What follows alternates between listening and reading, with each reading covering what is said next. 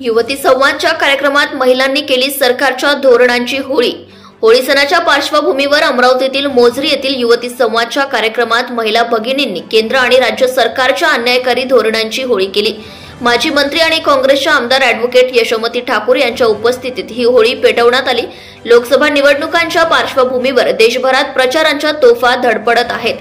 अशा वेळी केंद्र सरकारच्या आणि राज्य सरकारच्या चुकीच्या धोरणांमुळे त्रस्त झालेल्या सर्वसामान्यांच्या मनातील भावना काँग्रेसच्या युवतींनी व्यक्त केल्या आहेत। केंद्र सरकारच्या आणि राज्य सरकारच्या धोरणामुळे वाढती महागाई, गॅस सिलेंडरच्या वाढलेल्या किमती, पेट्रोल डिझेलच्या वाढलेल्या किमती आणि संविधानाची मोडतोड करण्याचा चालवलेला प्रयत्न हा अन्यायकारी असल्याचे सांगत या विरोधात युवती संवादच्या कार्यक्रमाच्या निमित्ताने काँग्रेसच्या महिलांनी व्यक्त केलेल्या भावना या अत्यंत संवेदनशील असल्याचे आमदार ॲडव्होकेट यशोमती ठाकूर यावेळी म्हणाले आहेत।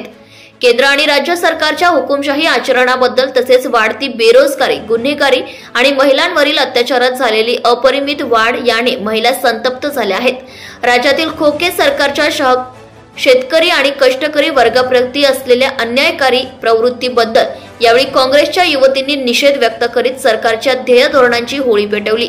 यावेळी महिलांनी होळीमध्ये सर्व अनिष्ट गोष्टी जाळून येणाऱ्या निवडणुकीत पुरोगामी विचारांच्या संविधान संरक्षणासाठी सतत जागृत असलेल्या महाविकास आघाडीच्या उमेदवारांना निवडून देण्याचा संकल्प केलाय। Subscribe now and press the bell icon. Never miss an update.